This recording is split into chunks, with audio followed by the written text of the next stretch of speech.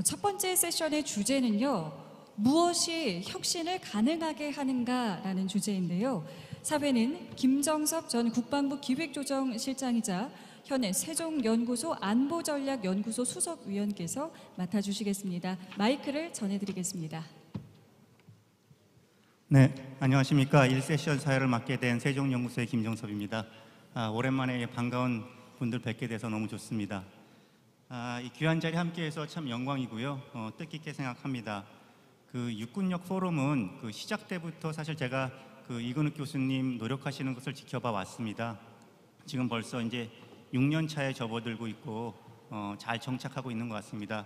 이렇게 육군역 포럼이 오늘까지 이렇게 발전할 수 있게 된 데에는 그 이근욱 소장님의 노력과 헌신이 있었던 것 같고, 또 특히 여기 육군 총장님을 비롯한 육군 지휘관분들의 문제의식과 지원이 있었기에 가능했다고 생각이 듭니다. 그리고 또 함께 참여하신 우리 전문가분들이 육군에 대한 애정을 바탕으로 많은 조언을 해주신다고 생각이 듭니다. 다시 한번 축하드리고 또 육군역 포럼이 계속해서 발전할 수 있도록 기원을 드립니다. 오늘 1세션 주제는 무엇이 혁신을 가능하게 하는가입니다. 그 오후 세션에서는 그 미래 육군의 비전과 역할을 보다 좀 구체적으로 논할 텐데요. 오전에는 그 혁신 일반에 대해서 좀 토의를 하겠습니다. 제가 발표 자료를 먼저 한번 읽어봤는데요. 상당히 흥미진진합니다. 그러니까 우리가 기술과 혁신을 얘기하지만 그 기술 만능주의를 경계해야 된다는 얘기들도 있고요. 또 이제 육군역 포럼이지만 또 육군 비전에 대해서 그 날카로운 비판도 좀 담겨 있습니다. 모쪼록 경청하시고 좋은 토의 될 수 있도록 참여를 부탁드리겠습니다. 그럼 먼저 참여하신 전문가분들 간단하게 소개해드리겠습니다. 먼저 맨 오른쪽에 김동준 교수님입니다. 그 현 서강대학교 교수님이시고요. 싱가포르 국립대학교에서도 교편을 잡으신 바가 있습니다. 주요 연구 분야는 국제정치 이론, 강대국 정치를 주로 연구하고 계시고, 오늘은 육군 비전 2030에 대한 비판적 평가라는 주제로 말씀해 주시겠습니다. 다음은 바로 제 오른쪽에 부영욱 박사님입니다. 뭐 잘 아실 텐데요. 그 부 박사님은 현 한국국방연구원의 책임 연구원으로 계시고요. 그 안보전략연구센터에서 뭐 국방의 여러 분야를 다 활발하게 연구하고 계십니다. 국방정책, 위기관리, 사이버 안보, 군비통제 등 여러 분야에서 연구활동하고 계시고요. 오늘은 혁신을 위한 조직과 제도라는 주제로 말씀해 주시겠습니다. 다음은 이근욱 교수님이십니다. 뭐 서강대 육군역 연구소 소장을 맡아서 이 포럼이 있게 한 그런 분이신데요. 주로 그 우리 이근욱 교수님께서는 그 국제정치 이론 또 그 외에 군사력 사용과 관련된 연구를 많이 해오셨습니다. 우리나라에 사실 이런 분이 많지는 않다고 생각하는데 이라크 전쟁, 냉전, 쿠바일 미사일 위기 이렇게 군사력 운영과 관련된 분야에 관심을 가지고 깊게 천착하고 계십니다. 오늘은 2030 군사기술의 전망과 고려사항에 대해서 말씀해 주실 예정입니다. 그리고 토론자로서 오늘 황지한 교수님께서 수고해 주시겠습니다. 현 서울시립대학교 교수님이시고요. 그 북한 문제 전문가십니다. 근데 뭐 북한 문제만 다루시지 않고 한미 동맹 또 국방 개혁의 분야에서 있어서도 좋은 글들을 쓰시고 참여하고 계십니다. 그럼 이제 진행기에 간단하게 말씀드리고 바로 시작하겠습니다. 지금 시간이 약간 좀 늦어져 가지고요. 우리가 지금 한 1시간, 오차 1시간 정도 시간이 있기 때문에 발표자께 시간을 많이 못 드리고요. 10분에서 15분 그 사이에 꼭 지켜주시고 그리고서는 이제 토론을 이어갈 수 있도록 하겠습니다. 그럼 김동준 교수님 부탁드립니다. 네, 소개 감사합니다. 서강대에서 일하고 있는 김동중입니다. 제가 맡은 부분은 육군 비전 2030 한계를 넘어서는 초인류 육군이라는 문건에 대한 비판적 평가인데요. 제가 맡은 역할에 맞게 먼저 이 문건의 내용을 간략하게 요약하고 문제점을 지적하고 마지막으로 앞으로의 방향으로는 어떤 것이 있을까를 말씀드리며 발표를 마치겠습니다. 먼저 이 글의 주요 내용을 보게 되면은 일단 오늘날 급격한 국제 정세 및 한반도 정세의 변화, 그리고 기술 변화와 인구 구조 변화와 같은 우리나라의 사회 변화에 대응하기 위한 육군의 자세를 보여주는 것이라고 할 수가 있겠는데요. 그리고 이건 크게 네 부분으로 구성되어 있는 것으로 볼 수가 있겠습니다. 먼저 육군 비전은 이제 하나의 정부 기구 혹은 제도로서 육군의 조직적 도약에 대한 입장을 정리하고 있다고 볼 수가 있겠는데요. 여러 부분에서 육군이 오늘날이 아주 명확한 그리고 급격한 군사혁신의 시대라고 인식하고 있다는 것을 보여주고, 또한 육군은 이러한 변화를 주도해야 한다라는 의지를 표출하고, 또한 그를 위한 구체적인 계획을 마련해 나가겠다라는 청사진을 제출하고 있다고 볼 수가 있겠습니다. 그리고 이 맥락에 있어서 육군은 이제 여러 개선 방안과 함께 미래 전담 조직을 구축하겠다라는 의지를 표출하고 있는데요. 그리고 두 번째로는 이른바 백두산 호랑이 체계로 대표되는 첨단 과학기술군으로의 발전 방향을 보여주고 있습니다. 그리고 육군에 따르면 오늘날 육군은 상당 부분에서 낡고 노후된 2.5세대의 군대인데, 이를 탈피하고 이른바 기동화, 네트워크화, 지능화를 기반으로 한 고효율의 치명적 미래 전투 체계를 완성하겠다라는 것을 천명하고 있는데요. 특히 좋은 부분으로 볼 수 있었던 것이 전력 개선만이 아니라 교육 훈련 및 안전 관리에도 기술적 발전을 적극적으로 적용하겠다라는 의지를 표출하고 있습니다. 세 번째로 육군 비전에서는 가치 도약에 대한 의지 또한 아주 명확하게 나타나는데요. 민주화와 시민사회 발전에 발맞추는 동시에 그 육군의 존재 목적과 정체성이라는 특수성을 담보하기 위해 육군은 이른바 3대 핵심 가치로 위국 헌신, 책임 완수, 상호 존중을 추구하겠다라는 것을 천명하고 있습니다. 또한 전사 집단으로 확고히 자리매김하고 그 환경과 같은 새로운 가치들을 적극적으로 담보하겠다라는 의지 표명도 나타나고 있고요. 그리고 이를 전반적으로 발전시키기 위한 교육 프로그램 및 교육 체계를 마련하겠다라는 것을 여러 부분에 있어서 밝히고 있습니다. 마지막으로 육군 비전에서는 육군이 하나의 성장하는 조직으로서 그 인재 관리 및 복지 도약의 비전을 제시하고 있는데요. 특히 경쟁력 있는 인재를 확보하고 그를 교육하고 또 다양하고 의미 있는 복리 제도를 마련하겠다라는 여러 시각들을 제시하고 있습니다. 다음으로 그렇다면 이러한 육군 비전의 내용들을 어떻게 평가할 수 있을까를 살펴보면, 일단 육군 비전은 육군 지도부가 오늘날 군과 관련된 여러 기술적, 사회적 변화가 매우 빠르고 포괄적으로 일어나고 있다는 것을 인식하고 있다는 것을 확실하게 보여주고 있습니다. 또한 육군 비전은 육군이 변화의 압박에 직면한 조직의 입장에서 단순하게 정부 및 사회적 요구를 맹목적으로 따르거나 반대하는 것이 아니라 상당 부분에서 생산적이고 활발한 의견 개진을 하고 있는 것으로 볼 수 있고, 이는 변화에 적극적으로 대응하는 것으로 아주 고무적이고 칭찬받아야 마땅한 노력이라고 할 수가 있겠는데요. 또한 내용적인 면에서도 육군이 많은 노력을 기울이고 준비했다라는 것을 여러 부분에서 확인할 수가 있었습니다. 그래서 전반적으로 그리고 기본적으로는 이 육군 비전 2030은 아주 긍정적인 방향으로 나아가고 있는 것이라고 평가를 할 수가 있겠습니다. 그럼에도 불구하고 제가 맡은 역할인 비판적인 평가 부분으로 나아가게 된다면은 여러 부분에서 육군 비전 2030은 아직 완성된 논리 체계로 보기는 어렵다라는 지적을 할 수가 있겠는데요. 이는 물론 육군 비전 2030이 육군이라는 조직에 의해 작성된 하나의 비전이라는 측면에서 이 정치적인 논쟁거리가 될 수 있는 부분들을 의도적으로 회피할 수 없고, 따라서 태생적인 한계가 있다는 것을 고려하더라도 마찬가지라고 할 수가 있겠습니다. 첫 번째 문제점으로 지적할 수 있는 것으로는 이제 왜 육군이 변화를 주도해야 하는가에 대한 설명이 부족하거나 정당화하기 어렵다라는 것을 들 수 있겠는데요. 여러 부분에서 육군은 이 시대의 변화를 따르기보다는 주도해야 된다. 주도해야지만 이 경쟁 우위를 확보하게 되고 따라서 미래의 전쟁을 주도할 수 있다라는 입장을 여러 부분에서 표출하고 있습니다. 그리고 이러한 육군의 인식에서 나타나듯이 오늘날은 군사혁신의 관점에서 봤을 때 변혁의 시대인 것은 명확합니다. 그런데 문제는 오늘날 군사혁신의 핵심에는 이른바 탈병과화, 탈육군화, 합동화가 있다는 것인데요. 간단하게 말해서 육군 중심의 경직된 조직 구조를 해체하고 상황에 따라 유기적인 군사력의 조합과 운용을 가능하게 하는 게 오늘날 군사혁신의 핵심 과제 중 하나인데, 이러한 상황에서 육군의 중심적인 역할을 정립하고 거기에 입각해서 여러 비전을 제시하는 것은 상당 부분 문제가 있다고 할 수가 있겠습니다.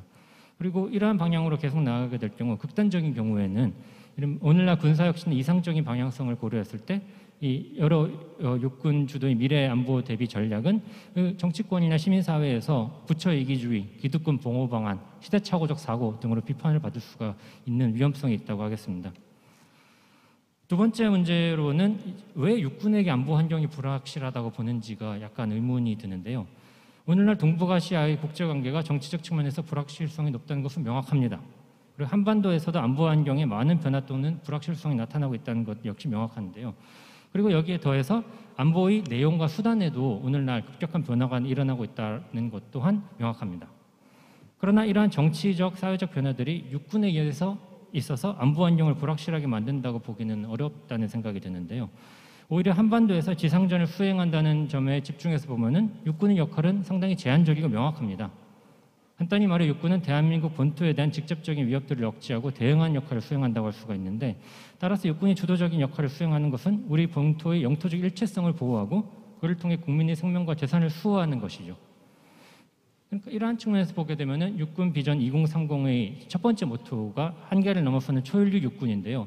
여기에는 어떤 여러 부분에서 문제가 있을 수가 있는데, 육군에 따르면은 한계를 넘어서는이라는 건 시야를 한반도 너머로 확대하고 경험과 신념에 기인한 근시안적이고 고착된 사고로부터 과감히 탈피하는 것으로 의미한다고 합니다.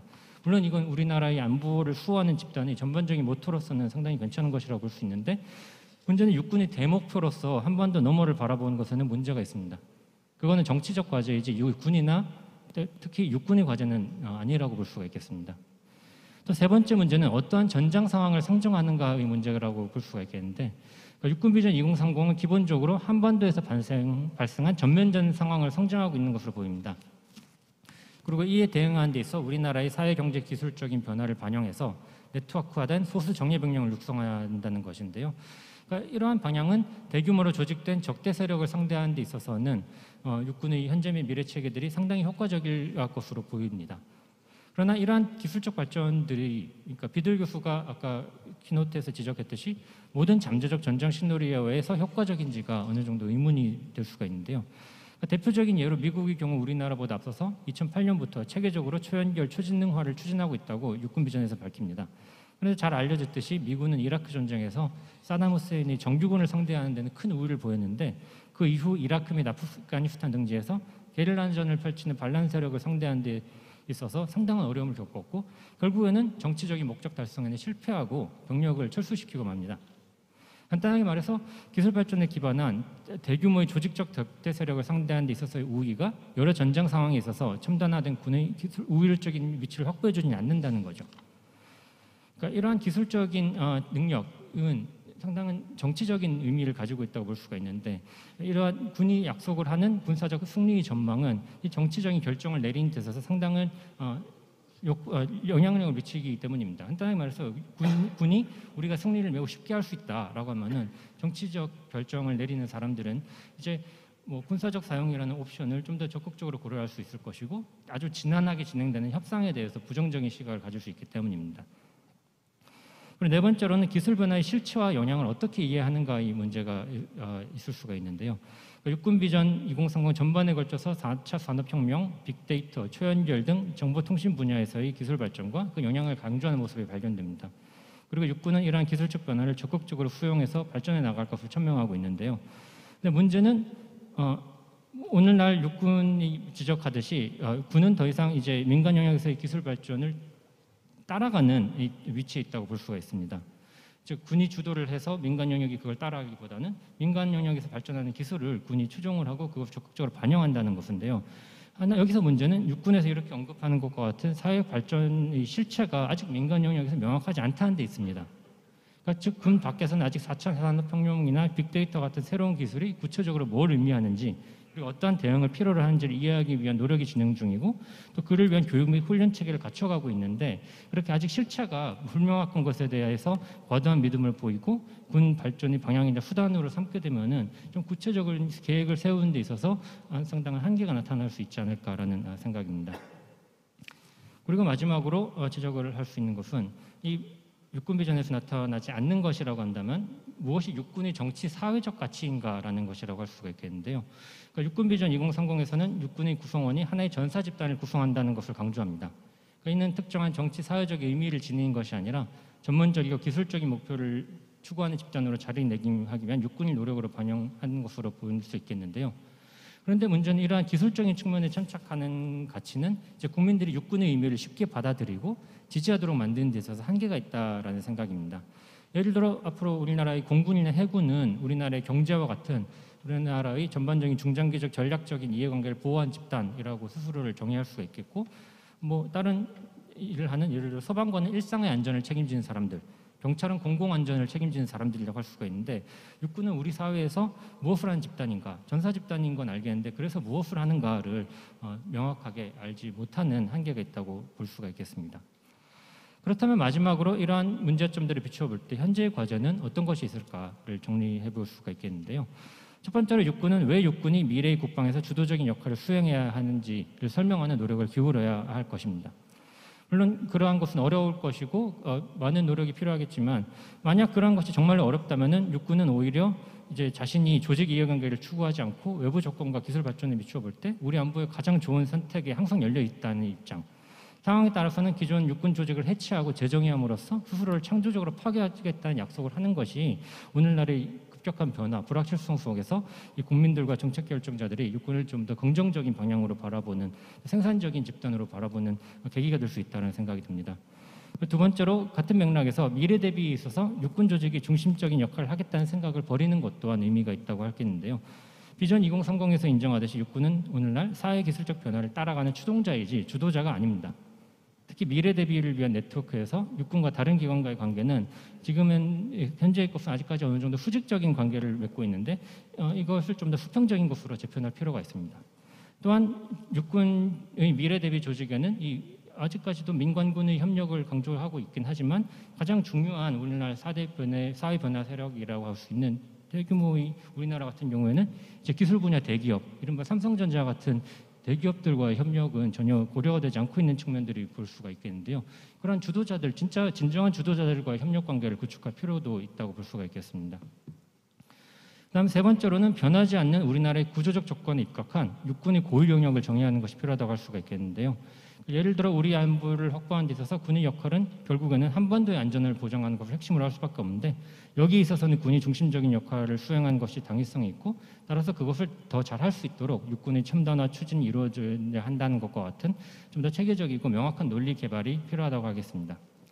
그리고 네 번째로는 기동화, 네트워크와 지능화에 집중하는 첨단 과학기술군으로의 발전이 모든 전장 상황에 유용하지 않을 수 있다는 가능성을 인식하고 그것을 어느 정도는 밝힐 필요가 있다는 생각이 듭니다. 여기에 더해서 마지막으로 이 육군의 가치 형성을 위한 노력을 지속해야 할 필요가 있다는 것을 강조하고 싶은데요. 이는 육군의 정치 사회적인 존재 의미를 다시 한번 생각하고 정의함으로써 어느 정도 촉진될 수 있을 것이라고 볼 수가 있겠습니다. 예를 들어 민주주의 국가에서 군의 핵심 역할이라고 하면은 민주적인 정치 과정이 외부적 요인에 의해서 제한되지 않도록 보호하고 있고 그 상황을 이어가는 데 있다고 할 수가 있겠는데 그러한 측면에서 민주주의 수호자와 같은 거를 육군의 핵심적인 정치 사회적 가치로 생각해 볼 수가 있겠습니다. 이상으로 제 발표를 마치도록 하겠습니다. 네, 김동준 교수님 수고 많으셨습니다. 다 느끼셨겠지만 육군 내부 시각으로는 좀 포착하기 어려운 여러 가지 좀 비판적인 그런 관점도 소개를 해주셨습니다. 육군의 비전이나 혁신이라는 것이 아예 외딴 섬처럼 이렇게 추진될 것이 아니라 전체적인 우리 정치 사회적 가치 속에서 추진되면서 또 어떤 군사 기술의 발전을 쫓아가는 것이 아니라 어떤 안보 환경, 어떤 상황을 상정하면서 해야 될 것인지 이런 데에 대해서 아주 좋은 말씀 해주신 것 같습니다. 다음은 부영욱 박사님 부탁드립니다. 예, 감사합니다. 저는 혁신을 위한 조직과 제도의 변화라는 주제로 말씀을 드려보겠습니다. 지금 육군에 굉장히 빠른 변화가 요구되고 있습니다. 도전이 전방위적이고 대응 속도는 빠를 것이 요구되고 있습니다. 이런 상황이 하루 이틀이 일이 아니지만 과거와 성격이 매우 다르다라고 보여집니다. 지금 현재 재래식 억제를 당연히 준비해야 되고 이런 과정에서 우발 전쟁이 발생하지 않도록 군사적 압력을 감소시키는 이런 군비 통제적인 노력도 해야 되고요. 병력 감축이라는 시대적 과제에 대비해야 하며 로봇과 AI 등 이런 기술을 전격적으로 도입해서 새로운 싸우는 방법, 조직 운영 방법 이런 것들이 요구되고 있습니다. 그리고 코로나19 사태와 같은 과거에는 별로 신경 쓰지 못했던 이런 새로운 임무가 또 육군에 부과되고 있습니다. 이러한 모든 도전은 육군으로 하여금 굉장히 새로운 기술과 아이디어를 적용해서 혁신을 이렇게 추동해야 되는 그런 창의적인 문제 해결 방법을 요구하고 있습니다. 그런데 문제는 제가 가지고 있는 문제의식은 육군이 지금까지 일해왔던 방식이 이걸 수용할 수 있는 것이냐. 저는 그 육군이 일해왔던 방식을 하나를 꼽으라면 전략기획이라고 보고 있습니다.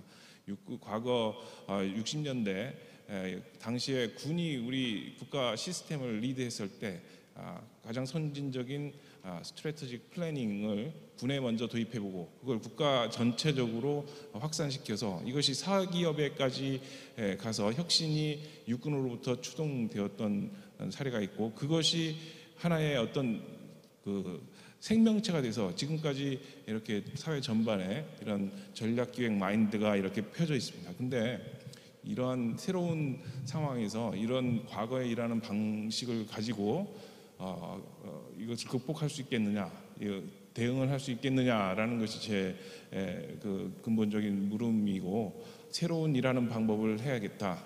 그것이 fail fast, 빨리 실패하기. 어떻게 보면 뚱딴지 같은 소리지만 이 fail fast 전략이 세계에서 가장 성공적인 기업들이 채택하고 있는 전략입니다. 빨리 실패하는 것이 중요하다. 이것은 그만큼 시장, 경제 상황이나 환경이 굉장히 급속도로 변하기 때문에 완벽을 추구하기보다는 굿 이너프적인 그런 제품과 아이디어를 가지고 시장에 테스트해보고 실패하면 경로를 바꿔가지고 그 경로를 수정하는, 그럼으로써 시장에 대해서 알고 제품의 어떤 변화를 일으켜서 그 적응하는 이런 과정입니다. 속도가 질을 결정한다라는 것이죠. 그리고 이런 그 과정을 반복한다는 것입니다. 그러니까 핵심이 완벽보다는 굿 이너프를 추구하고 그것을 빨리 속도 요감 있게 적용해보고 실패하면 다시 이 과정을 반복하는 이 세 가지 모토가 fail fast 전략입니다. 구글과 같은 성공적인 IT 기업들이 이 전략을 통해서 굉장히 성공을 거두고 있습니다.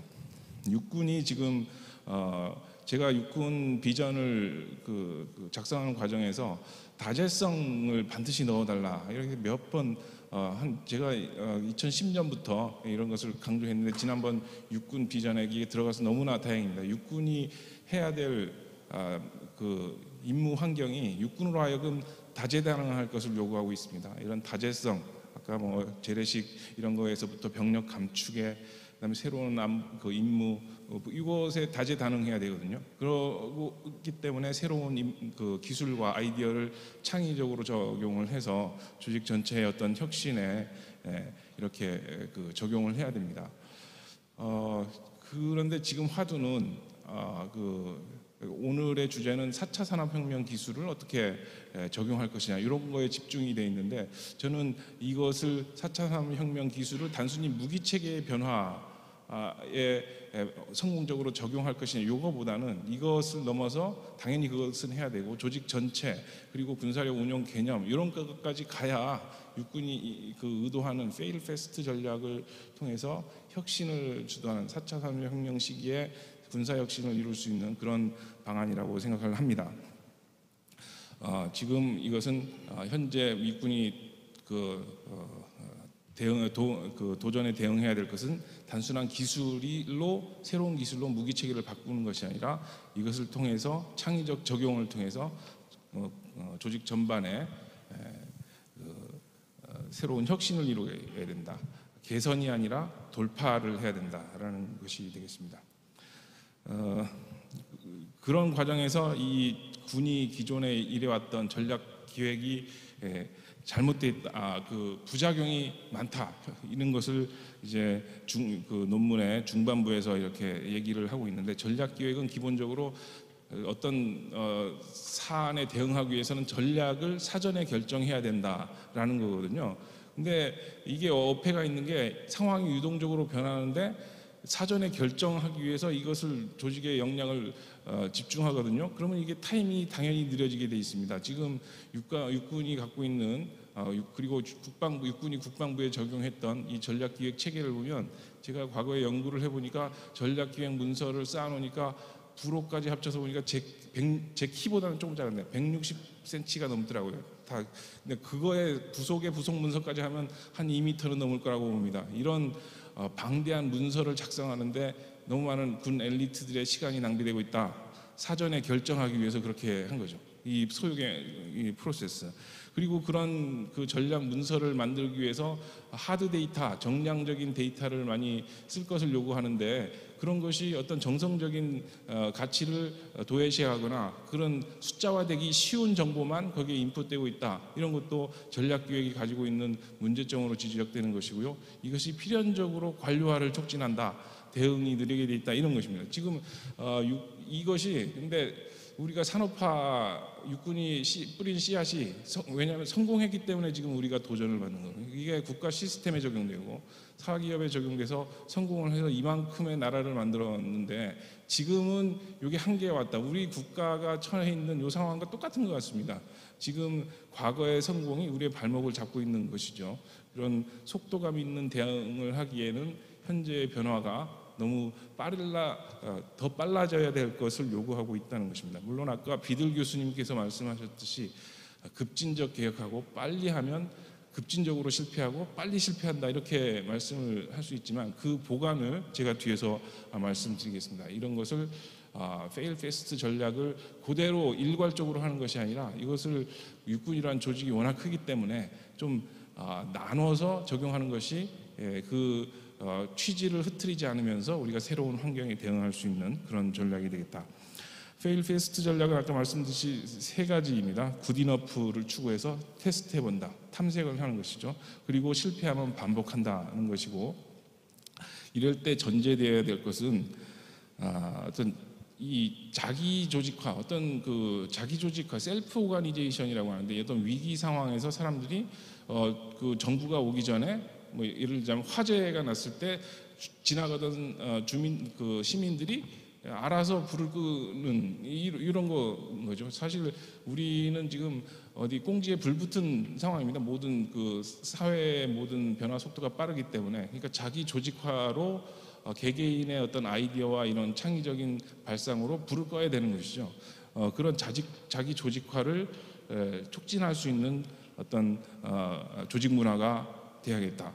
리더들이 빨리빨리 이런 약간의 그러니까 빨리 안전하게 실패할 수 있는 이런 조직 문화를 가져야 자기 조직화가 일어나는 것입니다. 그래서 그 구성원들이 아이디어가 바로바로 적용될 수 있는 이 IT 기업들 보면은 어떤 기술이 있어요. 그런데 그 구글 같은 데는 자기 시간의 20%는 조직이 원하는 규정된 일을 안 해도 되는 이런 룰을 가지고 있다고 합니다. 그런 20%의 시간에 자기가 그 흥미를 가지고 했던 그 기술이 대박을 터뜨리는 하나의 시장 생태계를 형성하는 그런 기술로 점프하는 그런 경우가 많이 생기는데 그걸 인접 가능성이나 기술이 원래 의도치 않았는데 구성원의 창의적 아이디어를 통해서 새로운 대박을 터뜨리는 하나의 큰 시장, 먹거리 시장이 생성되는 것처럼 그런 조직 문화가 돼야겠다. 그런 것을 감내할 수 있는 리더가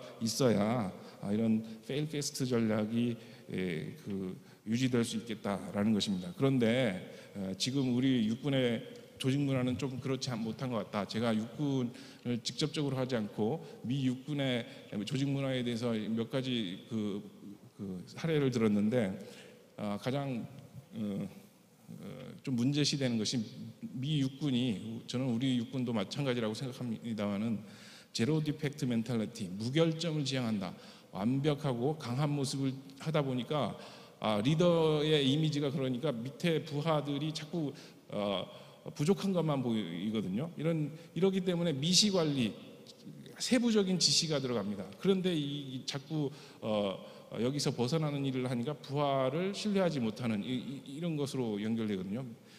무결점 지향, 미시 관리, 신뢰 부족 이런 게 조직 전반에 펼쳐져 있다. 이런 것은 fail fast 전략을 추구하는 데 어려움이 있는 것이다. 그리고 잉글리시라는 학자는 미 육군 지도부가 정치적이고 관료적이고 개혁에 저항하는 그런 특성을 가지고 있다 이렇게 직격탄을 날렸습니다. 우리 육군 지도부께서도 이런 것을 좀 그런 지도부의 문화가 어떤지 다시 한번 확인을 좀 해보셨으면 좋겠고 마지막으로 흥미로운 것은 미 육군은 모든 걸 다 기술로 해결하려고 한다. 이거는 좀 우리가 또 아이러니하게도 fail fast가 기본적으로는 새로운 기술을 받아들이려고 하는 건데 기술을 받아들여서 새로운 무기 체계만 만들면 다 되는 거 아니냐, 이런 기술 결정론적인 사고를 우리가 갖고 있지 않은지, 페일 페스트가 다의 전부가 그거는 아닌지라고 지금 생각하고 계실지도 모르는데, 이게 우리가 아픈 포인트다라는 것입니다. 지금 페일 페스트 전략을 육군에 시도해 볼 수는 없습니다. 이런 것을 정말 효과가 나는지 연구한 다음에 할 시간은 없고, 일반 사기업에서 어떻게 하고 있는지를 이제 살펴보는 것인데, 지금 코로나 상황에서 이것을 많이 활용하고 있는 게 제약업계입니다. 얼마나 빨리 백신을 만들어야 되겠습니까? 근데 이제 문제는 아이러니하게도 여기서 주는 교훈은 약품을 그러니까 화학 약품을 이게 백신이 될지 이런 몰레큘들을 시험을 해야 되는데, 단기간에는 기존 방법이 더 효과가 전략되고 시간이 전략되고 노력이 덜 들어갔다는 것입니다. 근데 이것을 20년, 30년 이렇게 롱텀으로 봤을 때 확실히 2배 가까이 페일 페스트 전략이 더 효용이 있었다는 그런 결과를 얻게 되었습니다. 그래서 페일 페스트 전략을 육군에서 채용하실 때는 좀 장기적인 시각, 좀 안전하게 실패할 수 있는, 안전하고 빠르게 실패할 수 있는 조직 문화를 만들어야 되는데, 근데 이제 문화라는 것이 이게 좀 문화를 바꿔야 된다 이러면 정말 시간이 오래 걸려서 이거 언제 문화를 바꾸냐 이런 생각이 들 수 있지 않습니까? 그래서 저는 육군같이 큰 조직을 문화를 바뀌려면 한 50년은 걸릴 텐데, 이거보다는 지금 한 4개의 사업면이 있다 그러면 현재 모습이 요 밑에라면 옆에 쪽 어떤 기술을 현재의 기술로 다른 임무를 수행하는 방법, 다른 기술로 현재 임무를 수행하는 방법, 이런 것을 현재에서 이렇게 시도를 해보고 여력이 남았을 때, 아니면 지도부가 의지를 가지고 하는 한 20%의 포션은 완전 새로운 임무로 새로운 기술을 적용하는, 새로운 임무에 새로운 기술을 적용하는 이런 것으로 나눠봤으면 좋겠다. 구글이 딱 이걸 하고 있더라고요. 구글이 70대 20대 10법칙입니다. 기존에 있는 사업에서 이익이 나오면 그것을 버리지 말고 계속하고, 이것이 자양분이 되는 것이 새로운 페일 페스트 전략을 하는, 그게 20%의 노력입니다. 거기에서 또 여력을 추려가지고 10%는 달 착륙 프로젝트 같은 정말 상상을 못했던 이런 프로젝트를 야심차게 추진하는 겁니다. 그러니까 70대 20대 10법칙을 해서 하시는 것이 육군의 페일 페스트 전략을 적용하는데 이렇게 실질적인 도움이 될 수 있는 것이다. 정책 방향 한 5가지만 말씀드리고, 페일 페스트 전략은 하나의 학습 과정으로 이해되어야 된다라는 것이 첫 번째고요.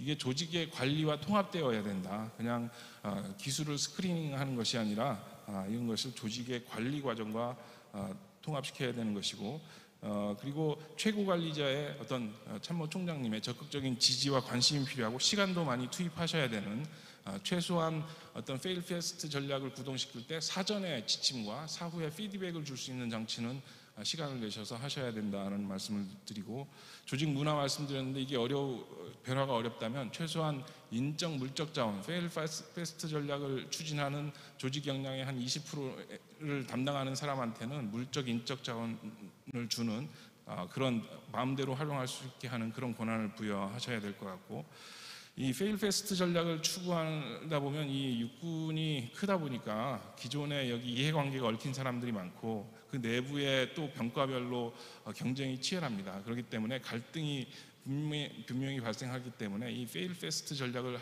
구동시킬 때는 참여적 과정을 통해 사람이 참여를 해야 보이스를 내고 불만이 덜 생기거든요. 이런 참여적인 과정이 필요하다. 그리고 페일 페스트 전략은 혁신적인 사고와 행동을 위한 수단이지, 다시 말씀드리지만 이런 수단이지 기획 문서를 작성하는 또 다른 전략 기획의 프로세스가 되어서는 안 된다라는 것이고요. 그리고 페일 페스트 전략이 사기업에서 성공을 했지만 육군은 사기업보다 더 복잡한 환경이 있는 거예요. 정치적 맥락이 있고 기업은 이윤만 추구하면 되지만, 그렇기 때문에 fail fast 전략을 추구할 때 사전 연구를 좀 해서 외부 전문가의 자문도 받고, 그래서 육군의 혁신 중추, 지금의 정책실과 혁신센터 이런 조직을 중심으로 혁신의 중추를 잘 조직을 해서 이런 모멘텀을 만드시는 것이 중요하겠다, 이런 생각을 해봤습니다. 예, 시간을 좀 너무 많이 썼네요. 네, 부 박사님 수고하셨습니다. Fail Fast라는 그 새로운 혁신을 위한 어떤 방법론 또 문화 이런 어프로치를 소개해 주셨습니다. 다음은 이근욱 교수님 부탁드리겠습니다. 예, 방금 소개받은 서강대학교 육군영연구소 그리고 서강대학교 정치외교학과 이근욱입니다. 오늘 이제 제가 말씀드릴 부분은 이제 군사 기술의 어떤 변화가 우리에게 이제 무엇을 의미하느냐, 그러니까 우리에게 가져올 어떤 그 가능성과 그리고 그런 그 가능성이 가지고 있는 어떤 제한적인 한계 부분에 대해서 말씀을 드리겠습니다. 아시다시피 이제 현실은 계속 이제 변화를 합니다. 그리고 그 변화에서 굉장히 중요한 부분 중에 하나는 어떤 이제 기술의 변화인 거죠. 그리고 지금 현재 가장 중요한 화두는 어떤 면에서 이제 이러한 측면에서 기술 변화라는 측면에서 봤을 때 가장 중요한 화두는 이제 4차 산업혁명이라고 볼 수 있을 겁니다. AI가 있고 인공지능이 있고 클라우드 컴퓨터가 있고 빅데이터가 있고 그다음 모바일 기술이 때문에 우리가 지금까지 봤었던 세계하고는 굉장히 다른 거가 만들어질 거고, 그리고 그와 같은 세계에서 정치와 사회와 경제와 문화 그리고 군사 부분까지 변화를 할 거라는 겁니다. 지금 뭐 문재인 대통령님께서도 이 부분에 대해서는 이제 기술 발전이 가져오는 효과와 그 혁신적인 부분에 대해서는 굉장히 말씀을 많이 하셨고요. 자, 그렇다면 우리가 여기서 두 가지 정도를 이야기를 해야 된다고 생각을 합니다. 첫 번째는 뭐냐면 지금 우리가 이야기하는 군사 기술이 또는 기술 일반적인 변화가 정말 혁명적인 변화를 갖고 올 것이냐, 아니면은 좀 더 차근차근 나가는 어떤 진화적인 좀 점진적인 변화를 가져올 것이냐의 문제입니다. 두 번째는 어느 정도 시간이 지나야 이것이 될 거냐는 거죠. 유명한 경제학자였던 케인즈는 이제 장기에서는 모든 사람이 죽는다라고 하는 굉장히 무책임한 얘기를 했습니다. 과연 지금 현재 기술이 어떻게 될 거냐, 지금 있는 경제 정책이 어떻게 될 거냐라고 하는 문제에 대해서 케인즈는 나중에 가면 모든 것이 다 죽고 그리고 모든 것이 다 실현이 될 거라고 그랬었죠.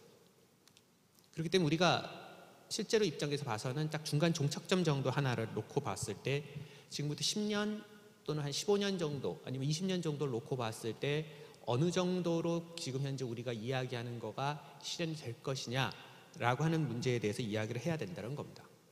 그런 측면에서 2030년이 전체 이번 포럼에서의 중요한 어떤 그 기준점이 되었던 거고요. 현재 기술의 발전의 이제 특징이다라고 이야기를 한다면 제가 이제 71페이지부터 말씀드리는 건데, 기술 발전의 속도는 굉장히 많은 사람들이 이제 강호할 정도의 속도라고 이야기를 합니다.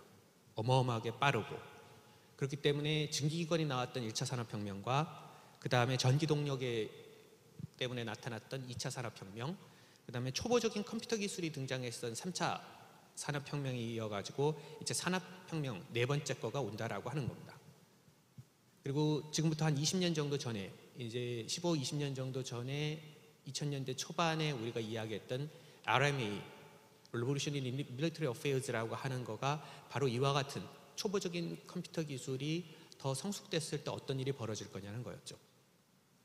이 모든 이 주장들은 기본적으로는 ITC, 그러니까 Information Computer Technology에서 기초를 하고 있고, 그 ICT 기술의 발전이다라고 하는 것은 72페이지에 제가 이제 그림을 넣어놨었던 이른바 무어의 법칙이다라고 하는 것하고 그럭저럭 통합니다.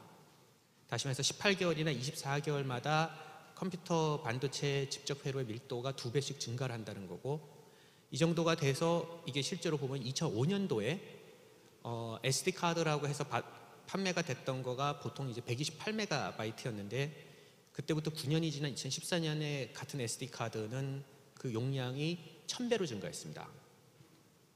128기가바이트였죠. 자, 그렇다면 이와 같은 디지털 혁명이 있고 ICT 그의 혁신적인 발전이다라고 하는 것이 가져오게 되는 거가에 대해서는 이제 크게 세 가지 정도로 이야기를 합니다. 첫 번째는 이제 전장 투명성이 우리가 들어오고 숨고 움직인다 하더라도 상대방이 우리를 굉장히 쉽게 파악을 할 수 있고 동시에 우리도 상대방을 쉽게 파악할 수 있을 거라는 겁니다. 두 번째는 이제 무기 체계의 수행 기능이 기동이다라고 하는 측면, 그다음 통신이라는 측면, 그다음 타격이라는 측면 각각에서 조금씩 다 변화를 할 거라고 하는 거죠. 그래서 기동이라는 측면에서도 전장 투명성이 높아가면서 파악하기가 그러니까 점점 이제 힘들어질 거고, 통신이라고 하는 것도 실시간으로 정보를 이제 이동을 시킬 수가 있을 거고, 그렇기 때문에 어떤 거를 공격하는 타격이라는 측면에서 봐서도 드론이라든지 아니면 무인기라든지 이런 그 자율 무인기 체계 등등을 동원해 가지고 지금까지는 굉장히 빨리 움직여 갖고 뭐를 해야 됐었다면은 그것이 아니라 물량으로 굉장히 많은 숫자로서 커버를 하는 것이 가능하다라고 하는 이야기입니다. 그리고 그러한 측면에서 봤을 때 전장 투명성을 높이는 여러 가지 기술로서 이른바 우주와 사이버 공간까지 이야기를 하고 있죠. 자, 이게 보통 일반적으로 많이 하는 이야기들입니다. 근데 우리가 일반적으로 많이 하는 이야기에다가 지금 현재 현실적으로 나타나는 기술 발전이다라고 하는 것을 좀 큰 그림에서 보면은 의외로 굉장히 큰 격차가 존재합니다. 그 격차의 핵심은 우리가 ICT에서 나오는 무어의 법칙이라는 거가 의외로 다른 분야에서는 잘 드러나지 않는다는 거죠. 예를 들어서 우리가 자동차 내연기관의, 그러니까 자동차 엔진의 효율성이라는 것을 놓고 보면은 지난 10년 동안은 사실 별 그렇게 큰 변화가 없습니다. 일반 상용 자동차 같은 경우는 2010년에서 그 2015년 사이에 5년 동안 이제 조사를 해보니까 자동차 연비는 한 13% 정도만 개선이 됐습니다. 폭격이다라고 하는 어떤 화약의 폭발력이다라고 하는 것도 핵무기를 제외를 한다면은 사실 지난 100년 동안 그 폭발력은 한 150%, 1.5배 정도만 증가를 한 겁니다. 실제로 우리가 많이 이야기하는 이제 화력 집중도가 높아졌다라고 하는 거는 이 동일 지점에다를 여러 장소에서 한꺼번에 동시에 공격할 수 있게 되는 정보통신 기술의 발전 덕분에 그게 나타나는 것이지 어떤 폭약 자체의 획기적인 혁명적인 변화 덕분은 아니라는 겁니다.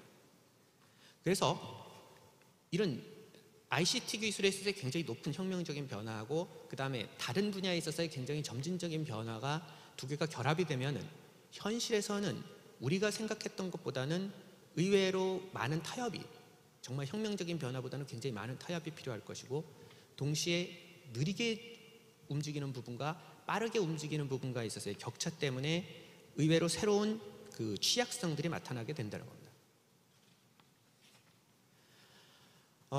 이런 어떤 군사 혁신에 대해서 지난해 20년 정도 전부에도 굉장히 이제 회의적이었던 사람이 있습니다. 지금 브루킹스 연구소에 있는 이제 마이클 오할런 같은 경우는 지난 한 2년 정도 동안 두 가지 정도의 연구 프로젝트를 진행을 했습니다. 하나는 지난 20년 동안 군사 혁신에 관련된 기술 중에서 정말 혁명적인 변화가 있은 게 어느 정도가 되느냐. 두 번째는 그럼 앞으로 20년 동안 2020년에서 2040년까지 동안 혁명적인 기술의 변화가 기대되는 데는 어느 정도가 되는가. 첫 번째 20년, 2000년에서 2020년 정도까지를 놓고 봤을 때 마이클 오할런은 전체 한 29개 종류의 기술을 커버를 했는데 그 중에서 진짜 혁명적인 변화는 컴퓨터 기술하고 관련된 2개, 그리고 거의 대부분인 19개는 그냥 개선적인 낮은 수준의 변화가 있었다고 그랬습니다. 똑같이 2020년에서부터 40년까지를 놓고 봤을 때 이번에는 이제 29개가 아니라 38개 정도의 기술을 검토를 하는데 그 38개의 기술을 검토를 했을 때 혁명적인 변화가 있을 것 같은 데는 어떤 거냐? 한 6개 정도고 그 6개도 아까 말씀드렸던 것처럼 바로 디지털 기술하고 관련된 컴퓨터 기술, ICT하고 관련되는 부분입니다. 여기에서도 14개 종류의 기술은 여전히 낮은 수준이 될 거라는 거죠. 탐지 기술이라고 하는 것도 이 지상에 배치되어 있는 이제 반적군 지역 거부 능력이다라고 하는 것도 사실은 지금 현재 많은 사람들이 이야기하는 것만큼의 그런 환상적인 것보다는 굉장히 많은 제한 요건들이 존재를 할 수밖에 없다는 겁니다. 거기다가 지금 현재 기존 기술하고 있어서 타협이 불가피하다라고 하는 거가 우리가 무인기하고 드론 자율무인기 체계에 대해서 굉장히 많은 이야기를 하지만 자율무기 체계가 가지고 있는 그 속도와 그 다음에 어느 정도의 페일로드를 어느 정도의 중량을 운반할 수 있느냐라고 하는 것을 놓고 봤을 때는 동시에 거기서도 굉장히 큰 한계가 존재합니다.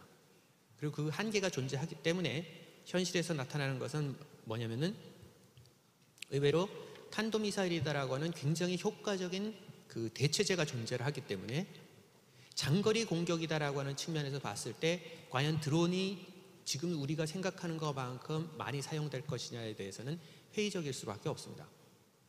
오히려 드론이 많이 사용되는 것은 소규모 지상전투 부대들이 단거리에서 정찰이라든지 아니면 공격이라는 측면에서 사용을 할 것이지 오히려 원거리 공격에서는 다른 방식을 사용을 할 거라는 거죠.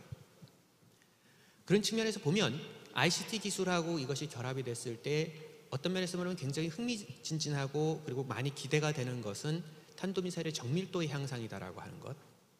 그 다음에 두 번째로 지금 현재 이제 한국 정부에서도 많이 논의를 하고 있는 그 하이퍼소닉 글라이더 비클이라고 해서 초음속 글라이더입니다. 그 두 가지 정도의 그 무기 기술이라고 하는 거가 아마 2030년 정도에 가갖고는 훨씬 더 정확하고 그리고 훨씬 더 빠르고 그리고 훨씬 더 치명적인 무기로 진화할 가능성이 높다는 겁니다. 여기서 이제 마지막으로 제가 한마디를 하고 싶은 거는 이겁니다.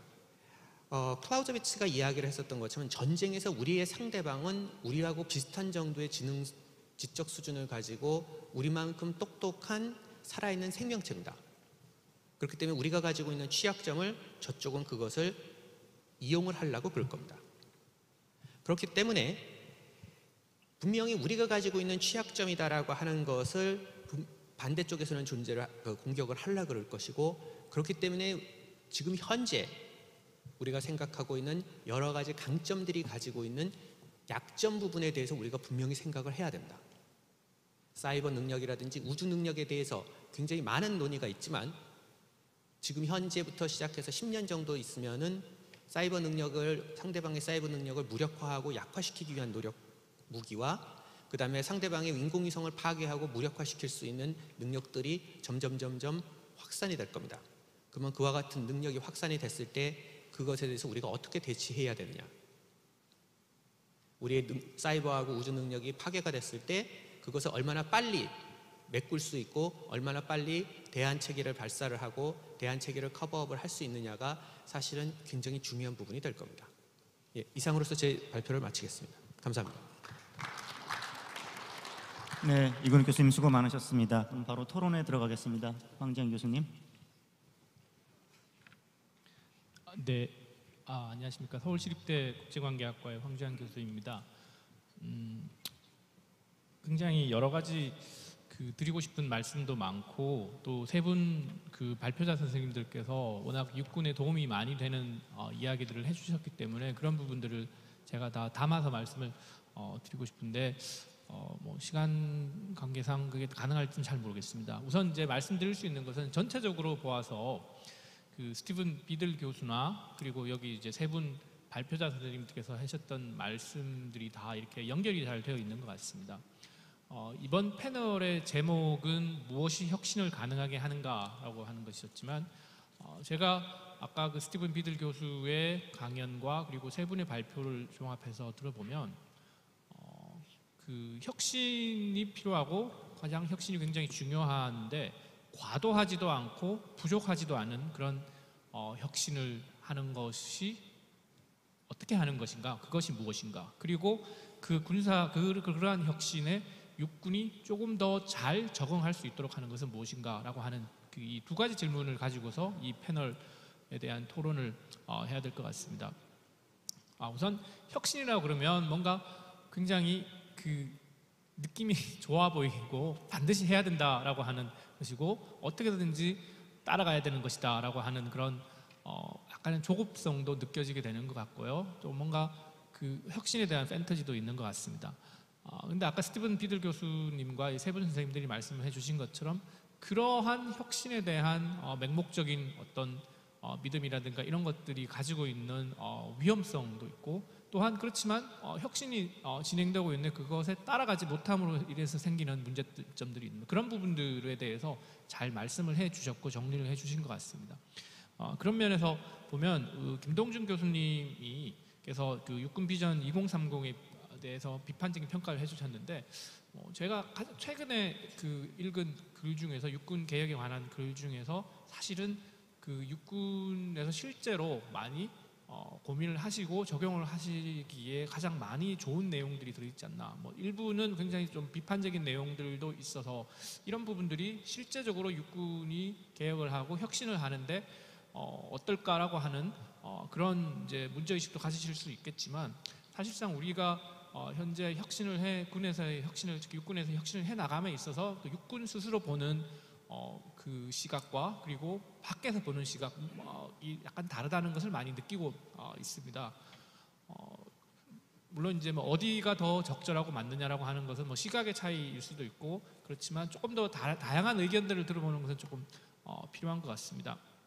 아마 그 육군에 계신 분들도 많이 느끼시는 부분이겠지만 이제 바깥에서 느끼는 육군의 혁신과 개혁에 관한 부분들을 보면 이 육군 중심의 어떤 개혁을 계속 지속하려고 하는 부분에 대한 저항이 바깥쪽에 있는 것 같습니다. 그런데 이제 육군 내에서는 그걸 어떻게든지 계속해서 이제 주도해 나가려고 하는 부분이 있는데 양쪽의 논의들이 다 적실성을 가지고 있고 또 적절한 부분들이 있는 것 같지만 사실은 우리가 조금 더 그 변화하기 위해서는 이런 내용들을 조금 더 잘 받아들여야 되지 않나라고 하는 부분들이 있는 것 같습니다.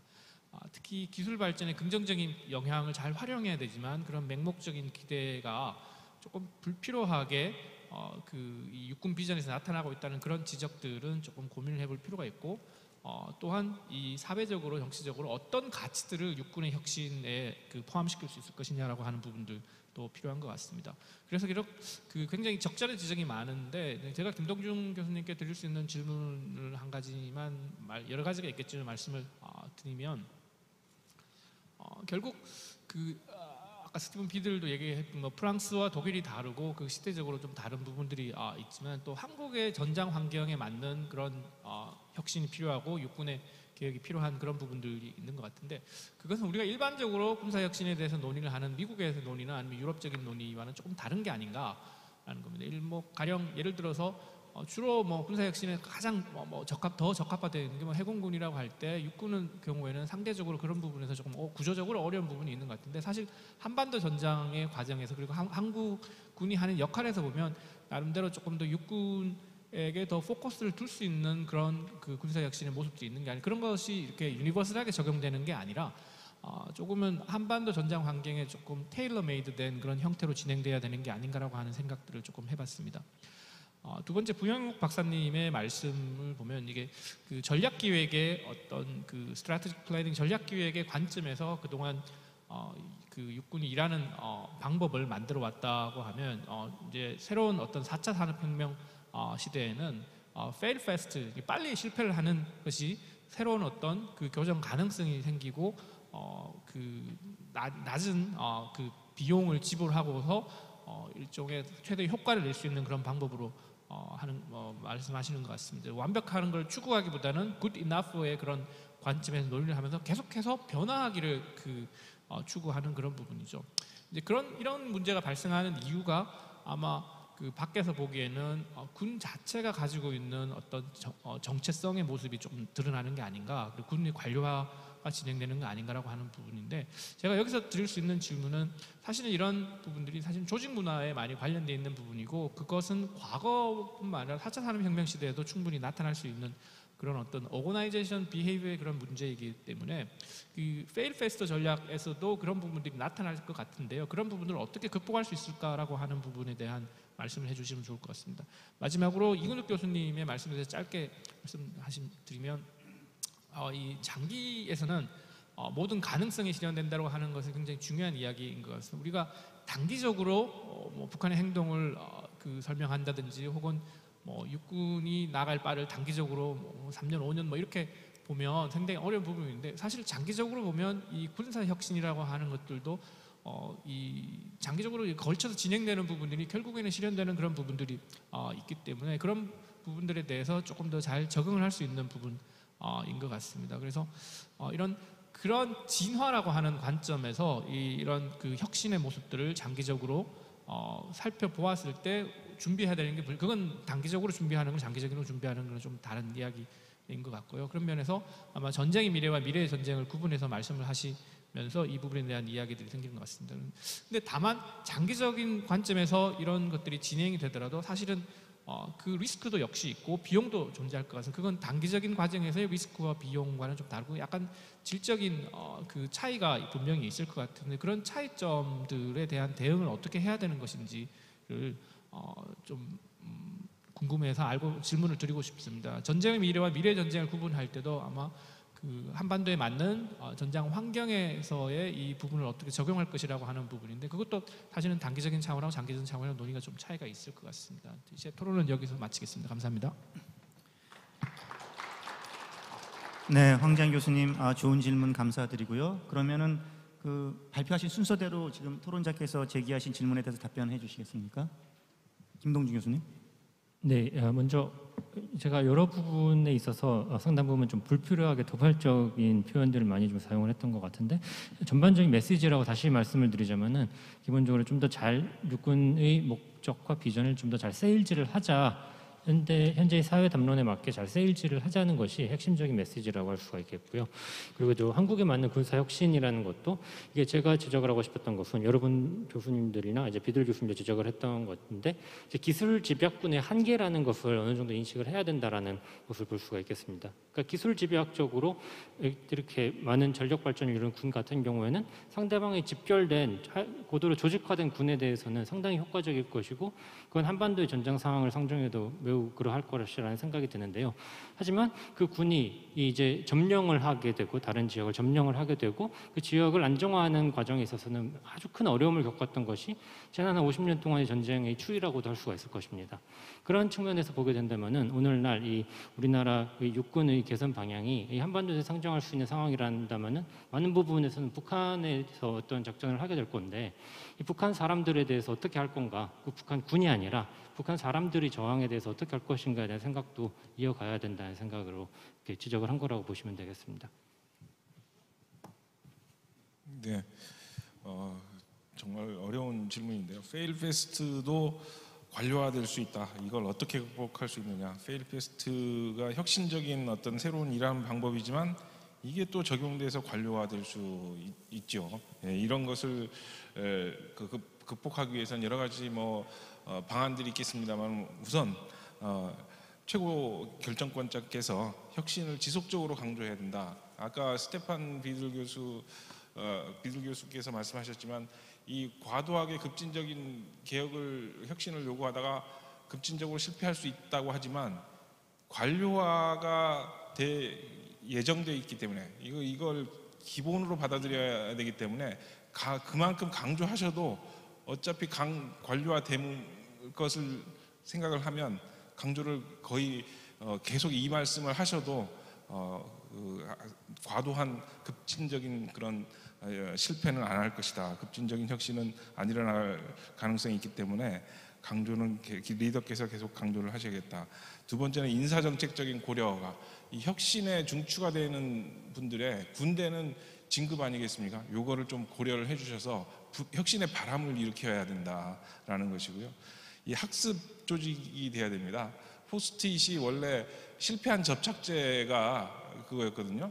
접착제 프로젝트가 결국엔 대박나는 상품을 만들어낸 거 아니겠습니까? 3M에서 이것을 한 20%의 시간을 조직원들한테 줬더니 이것을 스스로 개발해서 몇 대에 걸쳐서 한 15년 있다가 제품화에 성공해서 지금 이윤 창출하는 그런 제품이 됐는데 이런 것이 되려면 그 기록 관리라든지 학습하는 분위기 이런 게 육군 전체에 퍼져야 된다라는 것이 되겠습니다. 이런 여러 기구들이 있을 텐데 여기 교육사령관님도 앉아 계시고 그러신데 그런 연구와 정책과 교육에 이런 것이 복합되는 이런 조직들에 좀 보이스를 낼 수 있는 문화가 만들어져야겠다라는 생각을 합니다. 그럼으로써 문화가 좀 변할 수 있겠다라는 생각을 했습니다.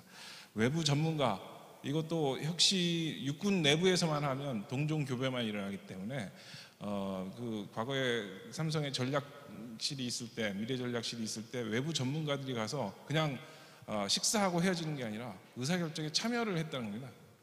그러다가 스카웃도 하고요. 그런 경우가 있었는데, 이래야 외부의 혁신의 기운이 육군에 이렇게 들어갈 수 있겠다, 이런 생각을 해봤습니다. 감사합니다. 예, 황재현 박사님 그 질문이 이제 그러니까 장기하고 단기에 있어서 우리가 이제 어떻게 대응을 해야 되느냐의 문제고, 사실은 이게 논리적으로 생각해 보면은 장기의 문제를 해결하는 방법과 단기의 문제를 해결하는 방법이 동일하다면 사실 중간에 딜레마는 없습니다. 문제는 이제 이것이 다르다라고 하는 거고, 그리고 장기에서 어떤 우리가 딱 언제 무슨 일이 벌어질 거라는 걸 확실하게 안다면 그거 목표를 위해 갖고 우리가 딱 그 시점 직전까지만 준비를 하면 되는데, 현실에서는 언제 문제가 발생할지 모르기 때문에 매 단기 자체가 중기 목표라는 것이 이제 굉장히 중요해질 겁니다. 그런 측면에서 보면은 결국 이제 조금씩 바꾸면서 대응을 해야 된다라고 하는 어떤 굉장히 원론적인 답변밖에 이제 나올 수가 없는데, 이 원론적인 답변에 대해서는 두 가지 정도만 좀 추가로 말씀을 드리겠습니다. 첫 번째는 아까 이제 김동준 교수님도 말씀을 하셨지만, 군 조직이 가지고 있는 굉장히 어떤 경직성과 그다음에 조급성이나 이런 것들이 분명히 존재합니다. 근데 이제 문제는, 저는 이제 여기서부터는 이제 김동준 교수님하고 의견이 다른 건데, 이게 한국군의 문제가 아니라 전 세계의 동서고금을 막론하고 거의 대부분의 군사 조직이 가지고 있는 공통적인 문제라고 생각을 합니다. 이것이 공통적인 문제고, 그렇기 때문에 어떤 문제가 발생을 하면은 굉장히 크게 많이 바꾸고 싶어하는 경향은 분명히 존재하는 것 같습니다. 그래서 그런 것들이 나타나는, 빨리 성과를 내야 된다는 대규모 관료 조직과 대규모 큰 조직들이 가지고 있는 모든 문제에서 어떻게든지 간에 이 부분을 이제 문제를 인식을 하고, 문제를 인식하지 못하면 아예 해결책이 안 나오니까 이거에 대해서 노력하는 것이 필요하다라는 겁니다. 그런 측면에서 봐서 굉장히 큰 장기적인 비전과 그다음 장기적인 목표 달성을 위해서 100m 달리기를 하는 것처럼 뛰는 것도 중요하지만, 단기적으로 봐서도 중간중간에 계속해서 점검하는 것도 분명히 필요하다는 겁니다. 그럼 두 번째로, 저는 이제 학교에 있는 사람이니까, 그리고 수업을 하거나 그럴 때도 어떤 이론을 가르칠 때도 이론 그 자체가 가지고 있는 그 중요성과 어떤 면에서는 그 아름다움에 대해서 이야기를 많이 합니다. 근데 저는 이제 학교에 있으니까 그게 되지만, 바깥에 계시는 분들은 사실은 그것은 허용이 되지 않을 거라고 생각을 합니다.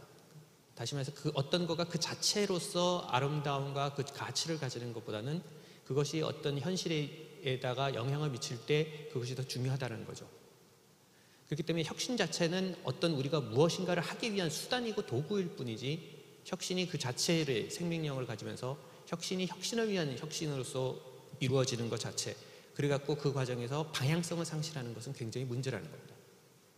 우리가 앞으로 세계에 들어가게 되는 정치적인 환경과 기술 환경이다라고 하는 것에 대해서, 그렇기 때문에 좀 거시적으로 보고 그거에 대해서 방향성을 설정하고, 그 과정에서 우리한테 필요하고 우리한테 가능하고 그리고 우리한테 유리한 것을 만들어내야 된다는 겁니다.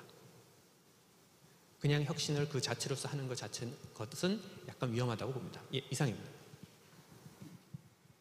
네, 수고하셨습니다.